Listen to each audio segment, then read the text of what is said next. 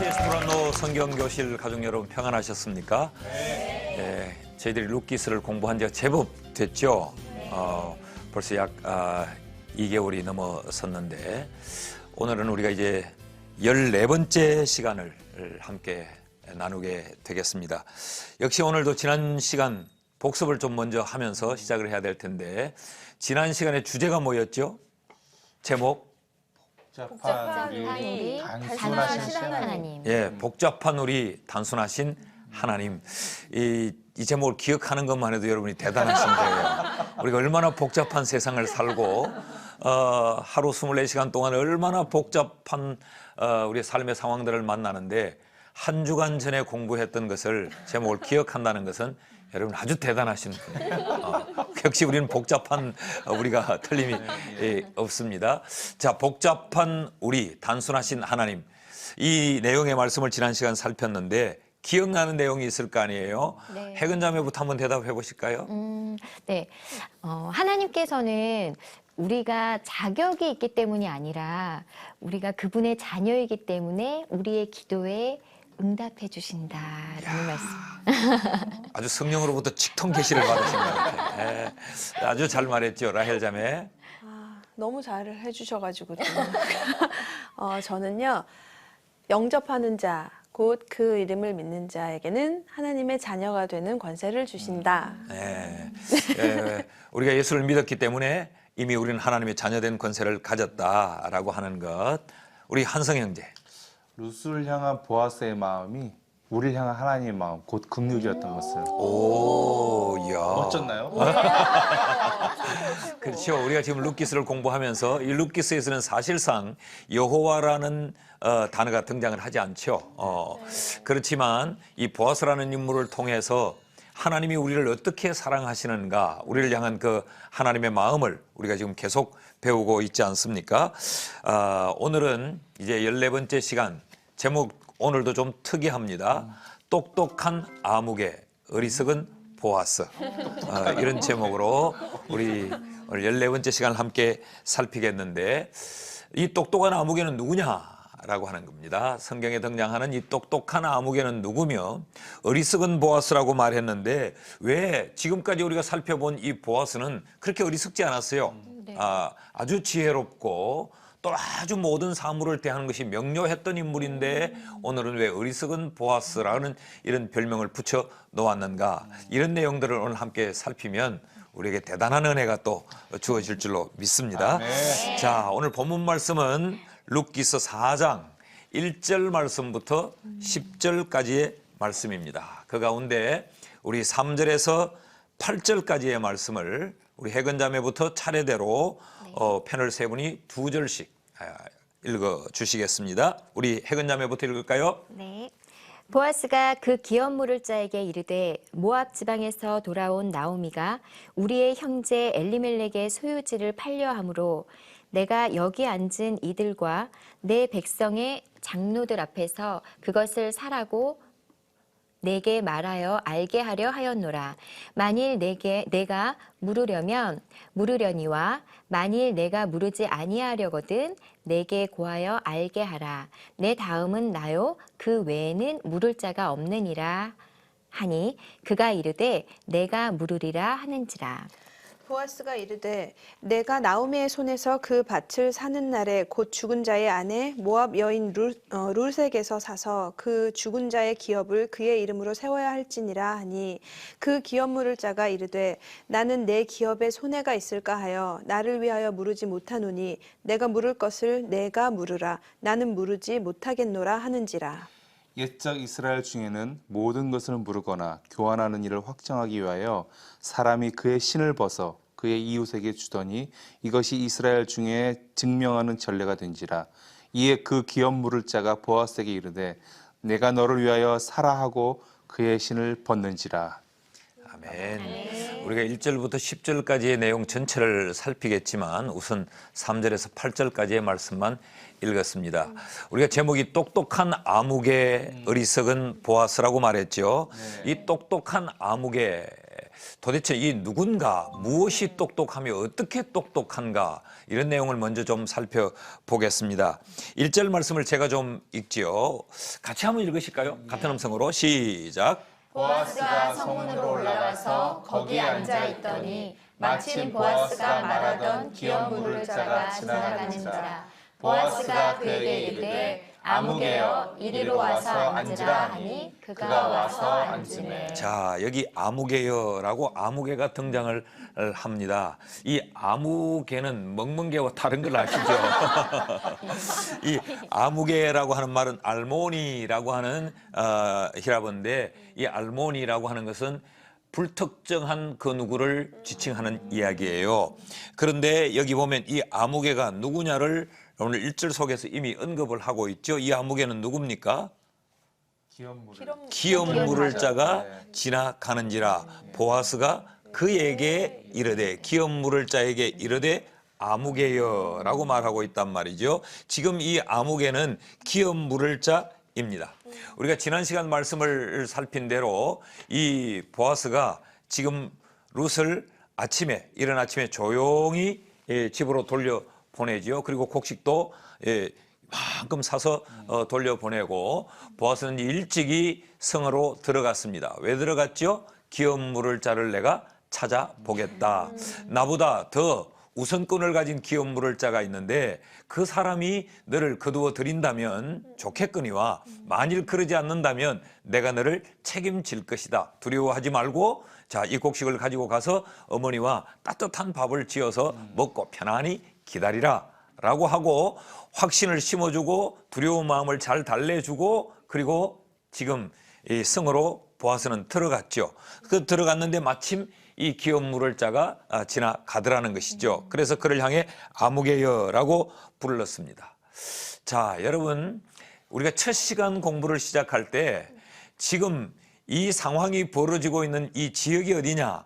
베들레헴이라고 말씀을 드렸습니다. 이 베들레헴을 잘 기억을 해두라 그랬어요. 베들레헴은 그렇게 큰 지역이 아닙니다. 아주 작은 도시예요. 그래서 미가서 5장 2절에도 보면 이 예수님이 탄생하는 이 베들레헴을 어떻게 설명을 하고 있느냐 하면, 베들레헴 에브라다야 너는 유다 족속 중에서 작을지라도 그랬어요. 그러니까 아주 이 베들레헴은 작은 도시입니다.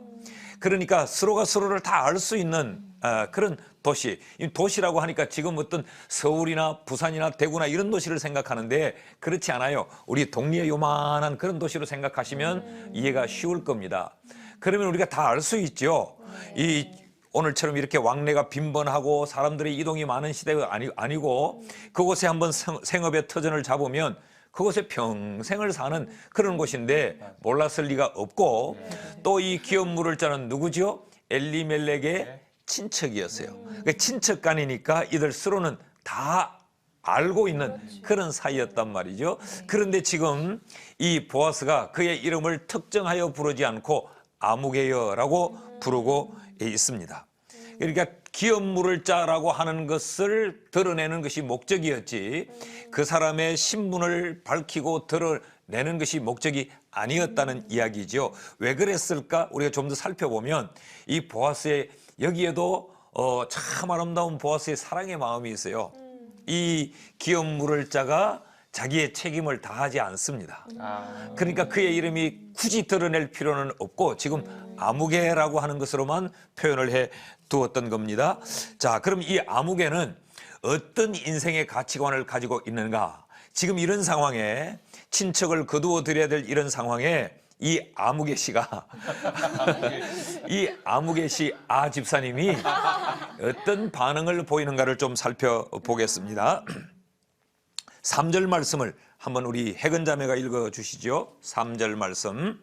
보아스가 그 기업 물을 자에게 이르되 모압 지방에서 돌아온 나오미가 우리 형제 엘리멜렉의 소유지를 팔려 함으로. 자, 지금 보아스는 그 기업 물을 자, 그 아무개에게 이렇게 이야기를 합니다. 모압 지방에서 돌아온 우리의 친척 나오미가 있다. 우리 형제 엘리멜렉이 가졌던 그 소유지를 나오미는 이제 팔려고 한다. 그러니까 집안이 다 망한 거죠. 망해서 재산을 다 지금 버려야 할 이런 형편이 되어 있는데, 이 상황을 아무개에게 보아스가 이야기해 줍니다. 그 이야기해 주는 것은 기업 물을 짠 네게 이 책임이 있다는 걸 지금 고지를 하고 있는 것이죠. 이 이야기를 듣자 어떤 대답을 하는지 4절 말씀을 우리 라헬 자매가 한번 읽어볼까요? 내가 여기 앉은 이들과 내 백성의 장로들 앞에서 그것을 사라고 내게 말하여 알게 하려 하였노라. 만일 내가 물으려면 물으려니와 만일 내가 물으지 아니하려거든 내게 고하여 알게 하라. 자, 지금 이 이야기를 쭉 보아스가 하니까 계속 보십시오. 4절이 계속 이어지고 있는데 내 다음은 나요. 그 외에는 물을 자가 없느니라 하니 그가 이르되 내가 물으리라 하는지라. 지금 이 보아스가 그 아무개에게 당신이 기업 물을 책임이 있다. 당신 아니면 나밖에 없는데 우선적으로 당신이 우선권이 있다. 이 사실을 고지해 줍니다.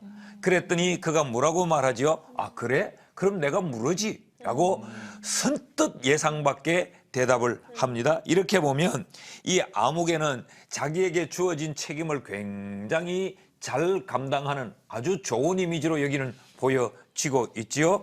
그런데 이 내가 물으리라 라고 대답했을 때 이 아무개의 마음은 어떤 마음이냐? 아하, 이제 아주 헐값에 내가 내 재산을 취득할 수 있겠구나라고 하는 계산이 머릿속에 빨리 돌아간 거예요. 아니 목사님 그걸 어떻게 아십니까? 만나봤어요. 근데 내가 만나봤어요. 내가 만나봤더니 그가 그렇게 대답하는 거예요. 그 다음 절을 한번 우리가 보면 알 수 있는데 5절 말씀을 우리 한승 형제가 한번 읽어보시죠. 보아스가 이르되 내가 나오미의 손에서 그 밭을 사는 날에 곧 죽은 자의 아내 모압 여인 르색에서 사서 그 죽은 자의 기업을 그의 이름으로 세워야 할지라 하니. 자, 그러니까 지금 이 아무개 씨는 네가 고엘 제도, 지금 이 죽은 자의 친척을 거두어들여야 하는 이 제도에 대해서 네가 그 해당하는 자다로 일러줬더니 아 그래? 그러면 내가 그거 물으지. 예, 그 토지를 내가 사지. 아주 지금 상황이 좋게 되어 있잖아요. 막 부도가 나서 넘어가는 집안이란 말이죠. 그러니 쉽게 살 수 있다고 선뜻 대답을 했어요. 그때 보아스가 네가 나오미의 손에서 그 밭을 사는 날에는 밭만 사는 게 아니야. 잘 들어야 돼. 곧 죽은 자의 아내 모압 여인 르색에서 사서 그 죽은 자의 기업을 그의 이름으로 세워야 할지니. 그러니까 돈은 네가 사지만 그 밭을 네가 가져가는 게 아니야. 그것을 남에게 넘어가지 않도록 거두어 들여서 역시 그 밭을 다시 그에게 줘서 죽은 자의 기업을 그의 이름으로 세워야 할지니라 라는 이야기를 아주 선명하게 짚어줍니다. 그러니까 이런 이야기지요.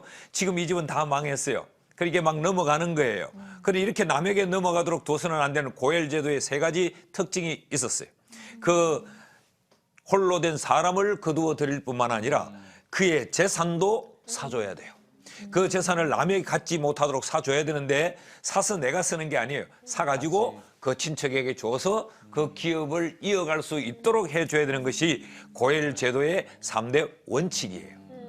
그런데 이 아무개는 아 그게 넘어간다 그러니까 저걸 내가 싼 값에 살 수 있겠다는 것만 생각했지 그 여인도 거두어 드려야 되고 사서 그것을 그들에게 주어서 그들의 가문을 계속 기업을 이어갈 수 있게 해야 된다는 것 몰랐던 거죠. 그러니까 머리가 어느 쪽으로만 돌아가느냐? 자기의 책임을 다 감당하는 쪽으로 이런 쪽은 없고 야 이거 사면 돈 벌겠다라고 하는 굉장히 경제적인 개념으로 그리고 자기중심적인 생각으로만 판단을 한 거죠. 그러니까 지금 신앙의 관점에서 긍휼을 베풀고 신앙의 관점에서 내가 이 여인을 사랑으로 거두어 드리고 이게 아니고 세상적인 관점에서 이게 내게 이익이 되겠느냐 이익이 되지 않겠느냐라고 하는 것이 이 아무개의 생각이었습니다. 굉장히 머리가 빨리 돌아가는 거죠. 자, 그럴 때 이 보아스가 이렇게 일러주니까 아무개가 이제 어떤 반응을 하는지 보십시다. 6절 말씀을 우리 같이 한번 읽어봅시다. 다 같이 시작. 그 기업 물을 자가 이르되 나는 내 기업에 손해가 있을까 하여 나를 위하여 물지 못하노니 내가 물을 것을 내가 물으라 나는 물지 못하겠노라 하는지라. 자, 우리가 여기까지 봤어야 됐어요. 그죠? 앞에만 보니까 그분 참 괜찮은 사람이다. 멋있는 남자다. 이랬는데 내막을 다 알고 보니까 이거 하면 안 되겠다는 판단이 이제 아무개가 쓴 거죠. 그 기업 물을 짜 이 아무개가 이르되 나는 내 기업에 손해가 있을까 하여. 그러니까 얼마나 이 사람은 이해타산적인 계산을 했냐는 거죠. 내게 책임이 있으니까 거두어줘야 되겠다. 우리의 친족이 이렇게 너무 자빠졌으니까 이걸 내가 이렇게 세워줘야 되겠다. 이런 관념에서는 전혀 생각이 없고 내게 이익이 될까 안 될까를 먼저 생각했는데 다 답을 알고 보니까 이건 100번 내게 손해가 될 일이에요. 바보지. 내가 왜 내 돈 들여서 그걸 사가지고 다시 그 집에 또 주냐고. 이건 미친 짓이지. 예. 그래 나는 그렇게 할 수 없다. 내게 손해가 되는 일은 나는 하지 않겠다. 그러면서 나를 위하여 물으지 못하노니. 그러니까 그 여인 룻을 위하여 내가 해준다는 생각은 이 얘기 없는 거예요. 지금까지 우리가 살펴본 바대로는 보아스는 룻을 위하여서 행동을 해줬죠. 룻을 위하여서 그 룻을 그 잠자리에 그 밤을 지날 수 있도록 해줬고 그 룻을 위하여서 자기의 곡식을 퍼주었고 그 룻을 위하여서 이른 아침에 성문으로 들어와서 지금 이 일을 펼치고 있는데 똑같은 기업 물을 자인데 이 아무개 기업 물을 자는 전혀 그러지 않는데 나를 위하여밖에 몰랐던 사람이라는 것이죠. 그래서 내가 물을 것을 네가 물어라. 아주 양보를 하는 듯한 네가 물으라 나는 물으지 못하겠노라 하는지라. 이게 지금 이 아무개의 반응입니다. 여러분 이 아무개는 지금 이 고엘 제도라고 하는 것이 자기에게 손해가 된다는 사실을 이제 알게 된 거죠. 그러니까 얼른 자기에게 주어졌던 이 권리를 포기하고 보아스에게 양도하고 있는 모습을 우리에게 보여주고 있습니다. 자, 이것을 세상적인 관점에서 보면 참 아무개는 똑똑하고 영리하고 판단력이 아주 빠르고 대단히 계산이 선명한 사람이죠. 그래서 오늘 똑똑한 아무개라고 이름을 지어 본 겁니다. 사실은 세상적인 관점으로 이 아무개가 똑똑한 거지 신앙적으로 아무개는 똑똑한 사람은 아니죠. 이게 세상의 가치관이고 이게 세상의 경제관이고 어쩌면 오늘 이 시대를 살아가는 많은 그리스도인들도 이렇게 사는지 몰라요. 전 목회 현장에서 이런 걸 참 많이 경험합니다. 여러분 우리가 기도는 전부 어때요? 주님을 위해서 희생하고 헌신하고 이 생명도 달라시면 어디에 놓는다고? 십자가에 놓겠으니 막 그러잖아.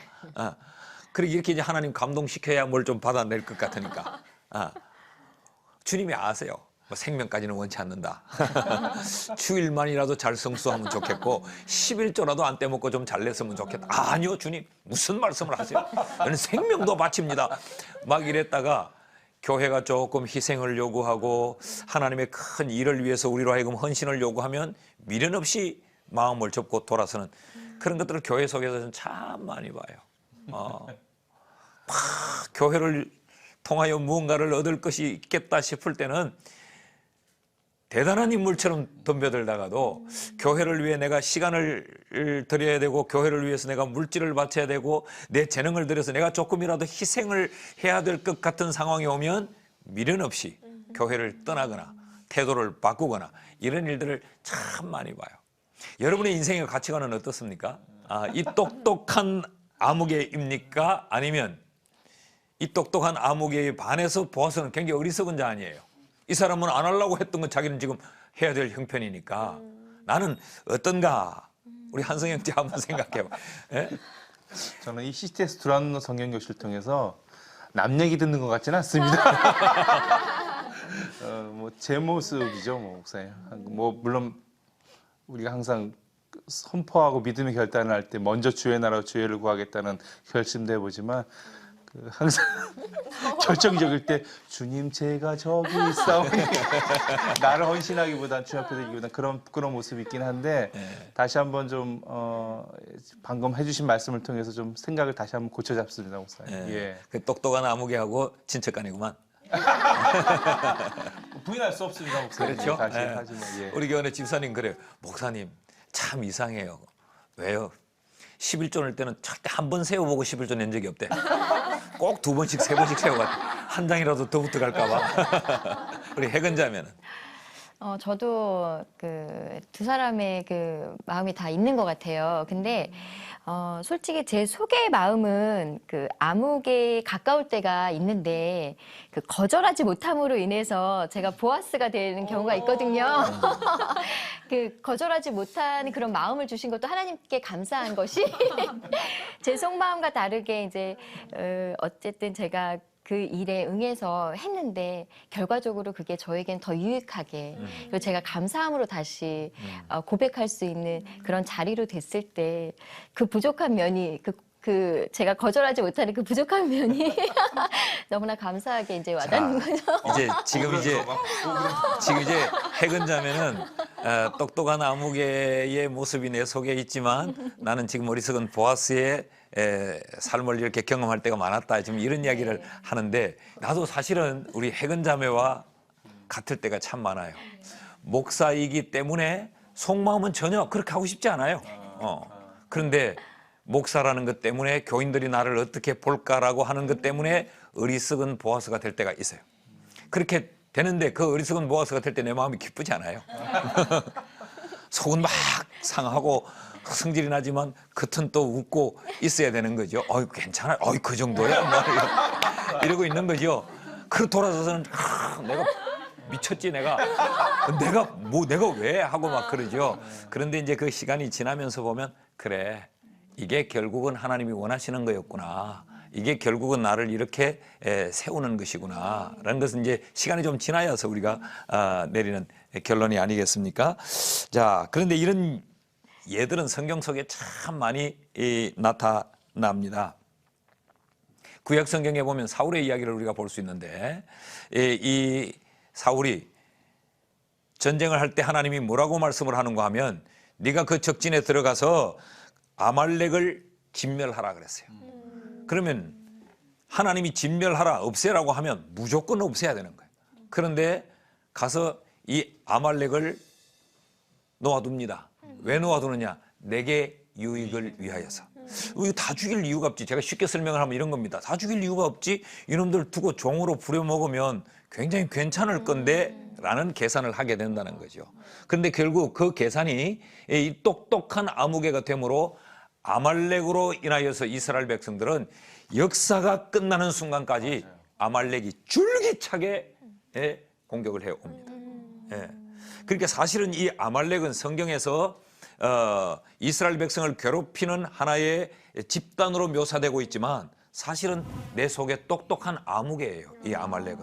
그래서 이 똑똑한 아무개 때문에 우리는 계속 곤욕을 치르고 계속 후회하고 계속 후회하는 거 아닙니까? 뭐 이런 케이스는 뭐 이루 말할 수 없이 많은데 아나니아와 삽비라도 이런 경우 아니겠습니까? 하나님 앞에 바치려고 쉽게 요즘 설명하면 하나님 앞에 바치려고 11조를 가지고 오다가 중간에서 부부가 둘이서 중간에서 의논을 합니다. 야 뿜빠이 하자 이런 거죠.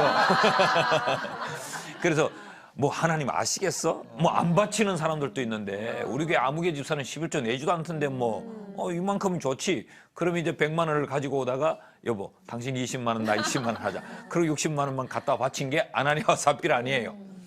그러니까 굉장히 그 현실적으로는 똑똑하고 계산이 빠르지만 그 결국은 죽음밖에 더 경험하지 못하지 않습니까? 이런 경우들이 성경에도 참 많지요. 이 똑똑한 아무개의 똑똑함은 사실상 똑똑함이 아니죠. 이런 경우를 우리의 삶 속에서도 많이 경험할 수 있을 텐데 성경 누가복음 14장 25절에서 신앙인의 삶은 어떠해야 되는가 이렇게 일러주고 있습니다. 25절에서 27절까지 같이 읽습니다. 시작. 수많은 무리가 함께 갈새 예수께서 돌이키사 이르시되 물은 내게 오는 자가 자기 부모와 처자와 형제와 자매와 더욱이 자기 목숨까지 미워하지 아니하면 능히 내 제자가 되지 못하고 누구든지 자기 십자가를 지고 나를 따르지 않는 자도 능히 내 제자가 되지 못하리라. 자, 우리가 예수를 따라간다고 하는 것 그게 우리 신앙의 삶을 사는 거 아닙니까? 근데 이 예수를 따라간다는 것을 오늘 누가복음에서는 제자가 된다라고 하는 것과 같은 맥락으로 이야기하고 있죠. 근데 이걸 성경을 가만히 보면요. 수많은 무리가 지금 주님을 따라오고 있어요. 여기 무리라고 하는 단어는 신약 성경에 몇 번 나오지 않는 아주 특별한 그런 단어입니다. 굉장히 많은 사람들이 주님을 따라오고 있는데 주님이 가시다가 몸을 돌이키어 그들을 보시고 멈추어 세워 놓으시고 하신 말씀이에요. 나를 따라오려거든 이라고 지금 이미 따라오는 자들을 보고 따라옴의 조건을 여기 말하고 있다는 거죠. 그러면 지금 여기 따라오는 수많은 무리가 주님의 마음에 든다는 이야기입니까? 들지 않는다는 이야기입니까? 들지 않는다는 거지. 따라오고 있는 사람들 잠깐 거기 좀 서봐라. 너희들 지금 날 따라오는데 나를 따라오는 자는 말이야 이러이러해야 돼라고 말하는 걸 보면 마음에 안 든다는 이야기가 아니겠어요? 그러면서 주님이 하신 말씀이 나를 따라오는 자는 자기 부모와 처자와 형제와 또 자매와 자기 목숨까지 미워하지 아니하면 내 제자가 못 돼라고 말해요. 마치 따라오는 사람들을 돌려보내는 듯한 말씀을 하고 있죠. 아마 이승희 목사 같으면 이랬을지 몰라요. 이렇게 가다가 한번 썩 돌아보니까 많은 사람이 따라와요. 오, 내 인기가 괜찮아요. 그러면서 조금만 더 가요. 저기까지 가면 내가 도시락 쌀게, 뭐 저기까지만 가면 내가 커피 쏠게, 이러면서 그들을 끝까지 데리고 가는 데만 급급했을지 몰라요. 그런데 주님은 지금 돌려보내는 듯한 말씀을 하고 계세요. 나를 따라오려거는 어떻게 해야 된다고 했냐? 부모와 형제와 처와 자식과 자기 목숨까지 미워하지 아니하면 내 제자가 못 된다 그랬어요. 그러니까 여기 미워한다라고 하는 이 말은 문자적으로 헤이트하라, 그 경멸하라 그런 이야기가 아니고, 여기 미워한다라고 하는 이 말은 주체할 수 없을 만큼 내 마음이 흔들리면 그런 이야기인데, 직역을 하면 그렇게 되지만 직역을 하면 이 머릿속에 싹 안 들어와요. 이 이야기는 날 따라오는 사람은 나를 택하든지 부모를 택하든지 나를 택하든지 내 형제를 택하든지 날 택하든지 네 목숨을 택하든지 어떤 이 선택을 하라는 이런 either or 선택의 문제가 아니에요. 우리는 많은 경우에 그렇게 생각해요. 주님, 나는 주님을 선택했습니다. 어떻게 결혼을 한 남자가 주님을 선택하고 자식을 버릴 수 있어요? 어떻게 내가 지금 자식이 있는 부모가 주님 따라가면서 자식을 어떻게 버릴 수 있어요? 성경은 그렇게 우리에게 가르치잖아요. 그런데 우리는 그런 식으로 할 때가 많아요. 막 주님밖에 없다고. 우리 주님밖에 없나요? 남편도 있고 아내도 있고 그렇잖아요. 우리는 자기 목숨을 사랑하는 걸 굉장히 죄처럼 여기는데, 성경에 자기 목숨까지 미워하지 않으면, 그러니까 막 기도할 때 어떤 분들은 너무 무섭게 기도하는 분들이, 하나님 이 벌레보다 못하고 이 짐승 새끼도 아닌 나를, 우리가 왜 벌레만도 못해요? 하나님이 만드실 때 그렇게 안 만들었는데. 그런데 그런 분들은 또 살지는 그렇게 안 살아. 말은 그렇게 막 하면서. 주님이 이거 다 아세요. 이 이야기는 이런 이야기입니다. 나를 따라오는 자는 둘 중에 하나를 선택하라는 게 아니고, 여기 지금 언급되고 있는 건 이들의 삶의 가장 중요한 것들 아닙니까? 부모가 중요하잖아요. 왼수 같지만 중요하고, 우리 교회 집사님 남편이 얼마나 중요해가? 아니래. 그래서 사실은 부모도 미워할 수 없고 남편 아내도 미워할 수 없고 자식도 미워할 수 없는 거야. 자식이 왼수라고 하면서도 우리 미워할 수 없잖아. 내 삶의 가장 소중한 것들인데 이걸 미워하지 않으면 내 제자가 되지 못한다. 이 말은 선택의 문제가 아니고 프라이어리티, 우선순위의 문제예요.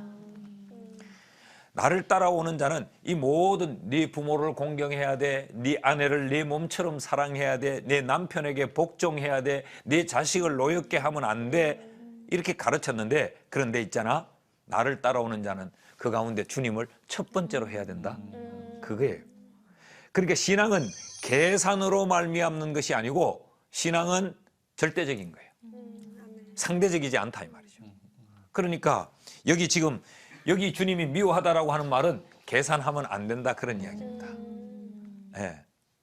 야, 이거 이렇게 주님 따라가면 우리 애들 돌보는데 내가 시간이 모자라는데, 내가 이 일을 하면 주님께 이렇게 헌신하면 내 아내 밍크 코트를 못 사주는데, 이렇게 계산 놓고는 주님을 따라 나설 수가 없다라는 이야기죠.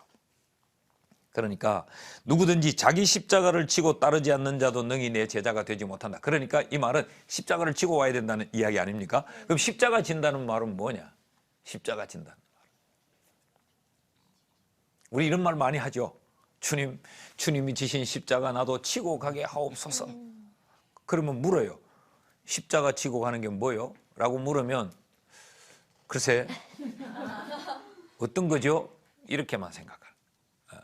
사실 이 십자가가 우리에게 이해되어 있기는 고난, 아픔, 고통 이런 의미로 많이 이해되어 있죠. 십자가 지고 나를 따라오라 그 말은 고난을 받으면서 주님을 따라오라 이런 의미로 우리가 이해 많이 되어 있는데 그러죠. 세상에서 주님을 따르려면 우리가 고난도 받죠.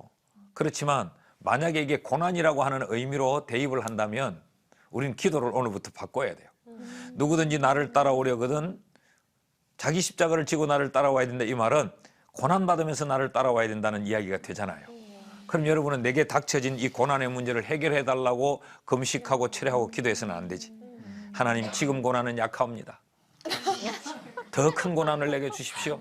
주님 지금 이 환난도 나겐 적습니다. 더 모진 환난을 내게 주옵소서. 나는 주님의 제자가 되고 싶습니다. 그래 기도해야 될 거 아니에요. 근데 나는 이 하늘 아래 그렇게 기도하는 사람 난 못 봤어요. 이 이야기는 뭐냐? 이건 사명이라는 의미입니다. 근데 그 사명을 완수하기 위해서 고난이라고 하는 현상이 따라왔지 고난이 십자가의 본질은 아니라는 거지. 근데 우리는 너무 이 십자가의 본질은 우리가 이해하지 않고 십자가의 그 현상적인 것만 주목할 때가 너무 많아. 여기 십자가를 치고 나를 따르라 라고 하는 말은 고난받고 나를 따르라는 것이 목적이 아니에요. 나는 너를 향한 계획을 가지고 있다. 내 그 계획된 삶을 살아다오. 그게 네게는 사명의 삶이다. 너는 그 사명의 삶을 살아야 된다. 그 사명을 감당하며 살기 위해서는 고난도 당할 수도 있고 모든 시험도 당할 수 있고 들어는 또 기쁠 때도 있고 하다마는 너는 그 사명의 길을 걸어야 된다. 이게 지금 제자의 삶이라는 것이죠. 이게 신앙생활이라는 거예요. 신앙생활은 주님이 나를 향하여 가지고 계시는 그 계획된 삶을 사는 것이지 내가 계산을 놓아서 내게 득된 길을 가고 내가 해야 되는 길은 가지 않고 이건 신앙의 삶이 아니라는 것이죠. 예수님이 이 길을 걷지 않으셨잖아요. 여러분 교회 목사님들이 헌신 예배를 오시거나 뭐 부흥회를 오셔서 간증하는 걸 들어보면 대부분 목사님들의 많은 경우에 통일된 것은 다 옛날에 고생했던 분들이고 다 뭐 병들어서 죽을 뻔했던 분들이지 처음 태어날 때부터 금수저를 물고 태어나가지고 그 길로 쫙 날개를 달고 하늘로 막 비상에 올라가시던 중에 오신 분이 있던가요? 없잖아. 그러니까 그렇게 힘든 길을 그 가는 이유가 뭐냐? 그게 사명 때문이라고 대부분 말씀을 하지 않던가요? 그게 신앙의 삶이다. 예. 오늘 똑똑한 아무개는 이것과는 전혀 거리가 먼 삶을 사는 거지요. 그래서 이 아무개를 아집사님으로 부르면 우리 교회 안에 오늘 아집사님들이 얼마나 많고 아권사님들이 얼마나 많고 아장로님들이 얼마나 많을까. 여기도 지금 아집사님, 아핵은, 아라헬, 아한성 대부분 그렇지 않나요? 예. 자, 그런데 그럼 이제 아무개를 우리가 살펴봤는데 보아스를 좀 살펴보십시다. 왜 보아스를 어리석은 보아스라고 말을 하는가? 이 보아스는 어리석은 하늘의 사람이에요. 이 아무개가 똑똑한 땅의 사람이라고 하면 이 보아스는 아주 어리석은 하늘의 사람의 모습을 보이는데 자, 9절과 10절을 제가 한번 읽어보겠습니다.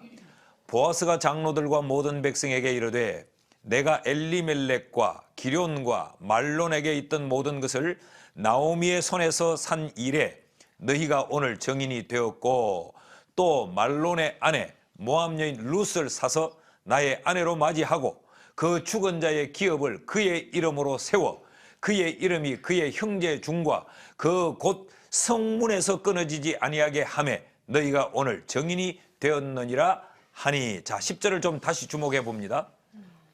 10절 말론의 아내 모압 여인 룻을 사서 나의 아내로 맞이하고 그도 드리고 있는 거죠. 그리고 그 죽은 자의 기업을 그의 이름으로 세워. 그러니까 내가 이 밭을 사서 다시 돌려주겠다는 거죠. 그래서 죽은 자의 이름으로 다시 세워 그의 이름이 그의 형제들 가운데와 또 이곳 성문에서 끊어지지 않게 하겠다. 이 바보 아니에요? 이 아까 아무개와 이 보아스를 비교해 보면 보아스는 어리석은 사람이에요. 만약에 여러분의 남편이 이런다고 결정을 하고 집에 돌아와 나 여보 이러기로 했어. 그러면 우리 뭐라고 말해? 여보 잘했어. 당신이라도 해야지 어떡하겠어. 이럴 분이 여기 몇 분이나 될까요? 아니 당신 미쳤어? 그렇게 룻이 좋더냐고. 막 모함을 뒤집어 세우고 쥐어 뜯고 난리가 날 거예요. 지금 보아스는 굉장히 어리석은 선택을 여기 하고 있지 않습니까? 그런데 이 어리석은 선택이 하나님의 나라에서는 굉장히 지혜로운 선택이 됩니다. 아멘. 얼마나 지혜로운 선택이 됐냐고. 그래서 성경은 지금 이런 보아스와 아무개를 우리에게 보여주면서 보아스는 보아스라고 이름을 딱 명명했는데 아무개는 아무개라고 우리 누구라도 될 수 있다는 거죠. 보여주면서 너희는 땅에서 똑똑한 아무개가 되지 말고 하늘에서 어리석은 보아스처럼 살았으면 좋겠다라는 메시지를 우리에게 주고 있단 말이죠. 예, 그러니까 이 아무개는 땅에서 아주 똑똑한 회계사입니다. 그런데 보아스는 하늘에서 아주 어리석은 바보 투자가단 말이죠.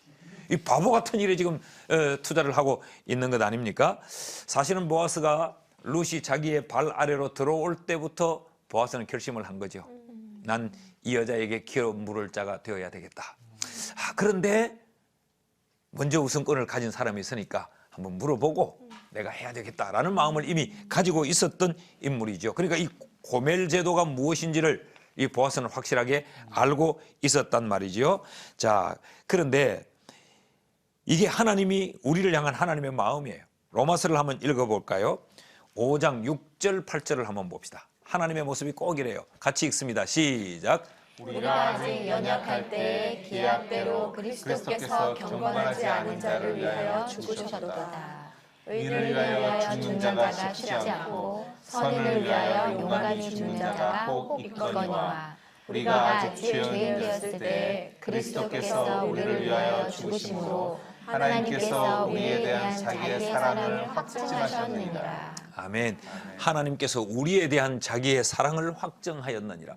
보아스가 룻을 사랑했던 것처럼 하나님이 우리를 향한 사랑이 어떤 사랑이었느냐. 다시 6절로 돌아가서 다시 한번 짚어봐요. 이거 잘 아는 말씀이기 때문에 그냥 막 넘어가는데 보십시오. 우리가 아직 연약할 때에 그리스도께서 경건하지 않는 우리를 위하여 죽으셨다. 이 바보 아니냐는 거죠. 7절 보세요.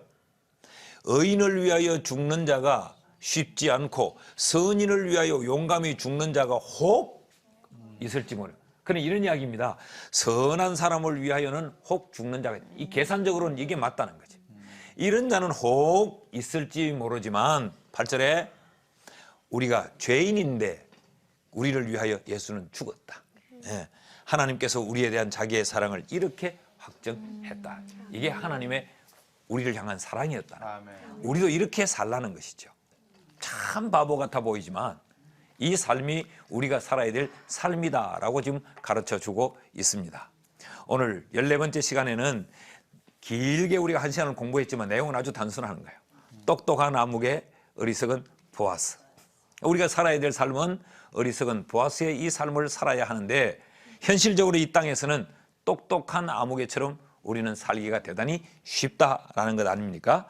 자, 오늘 이렇게 강의를 마칠 텐데 마음속에 깨닫는 바가 있을 거예요. 느끼는 점. 우리 한승 형제부터 한번 이야기를 해볼까요? 저는 한 목사님 한 분이 생각납니다. 우리 잘 알고 있는 손양호 목사님. 네. 자기의 자녀들을 죽인 살인마를 아들로까지 하면서도 하나님에 대한 사랑을 보여주셨고 또 평생 몸이 안 좋은 자들을 위해서 살아셨던 분이 정말로 어리석은 보아스가 아니었던가라는 생각을 오늘 강의를 통해서 한번 생각해 봅니다, 목사님. 네. 아유, 아주 멋진 예죠. 네. 그 당시에는 많은 사람들도 아마 그랬을 거예요. 좀 바보 같은 사람이라고 했지만 결과적으로 오늘 보십시오. 모든 사람으로부터 추앙을 받는 결과적으로 얼마나 아름다운 선택이에요. 라헬 자매는 뭘 느꼈나요?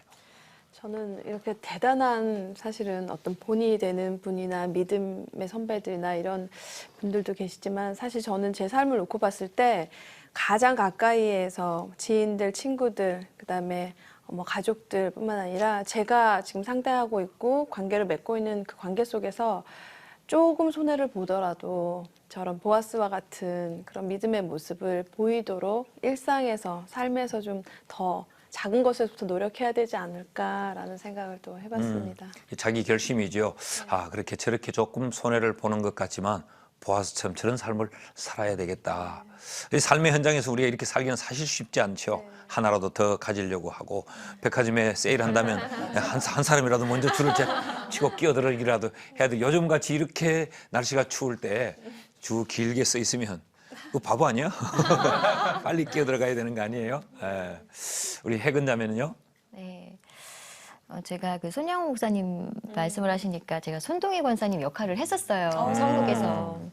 그래서 과연 정말 이게 가능한 일일까라는 생각을 많이 했었는데 그러면서도 아직도 깨닫지 못하고 있는 제 참 죄송한데 저는 항상